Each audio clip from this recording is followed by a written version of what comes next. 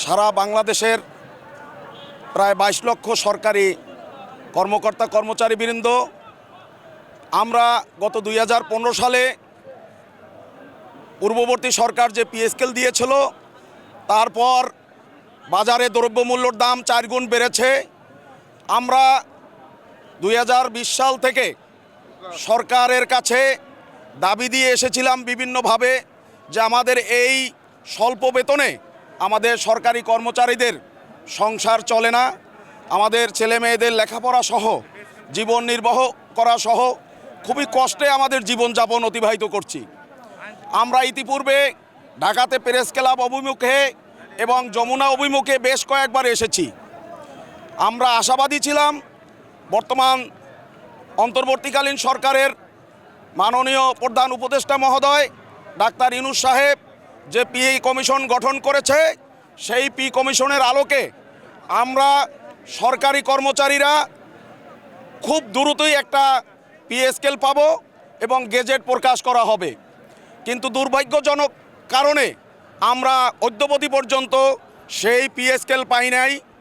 আমরা কেন্দ্রীয় কর্মসূচির অংশ হিসাবে আজকে সারা বাংলাদেশের আপনারা দেখতে পাচ্ছেন লক্ষ লক্ষ কর্মচারী রাজপথে নেমে এসেছে। ইতিপূর্বে আমাদের শহীদ মিনার থেকে শুরু করে সংক্ষিপ্ত সমাবেশ শেষ করে আমরা এখন সেই প্রধান উপদেষ্টার বাসভবনের সম্মুখে দাঁড়িয়ে আছি। কিন্তু আমরা অত্যন্ত দুঃখের বিষয় একটি কথাই বলতে চাই, আমরা এসেছিলাম ভাতের দাবি নিয়ে, আমরা এসেছিলাম আমাদের সন্তানদের লেখাপড়ার দাবি নিয়ে, আমরা এসেছিলাম আমাদের পি স্কেলের দাবি নিয়ে। বিনিময় এই সরকারের পুলিশ আমাদেরকে নির্বিচারে গুলি করেছে। আমরা এর তীব্র প্রতিবাদ জানাচ্ছি। সারা বাংলাদেশের কর্মচারীরা আজকে আপনি দেখতে পাচ্ছেন আমরা লাশের কাপড় পরে, আমরা কাফনের কাপড় পরে আজকে রাজপথে নেমে এসেছি। আগামী 48 ঘন্টার ভিতরে যদি নবম পি স্কেল ঘোষণা করা না হয়, যদি গেজেট প্রকাশ করা না হয়, তাহলে আমরা রাজপথ থেকে কেউ যাব না। প্রয়োজনে আমাদের এই আন্দোলনের তীব্রতা টেকনাফ থেকে তেঁতুলিয়া পর্যন্ত, উকিয়া থেকে পাথরিয়া পর্যন্ত সারা বাংলাদেশে ছড়িয়ে পড়বে।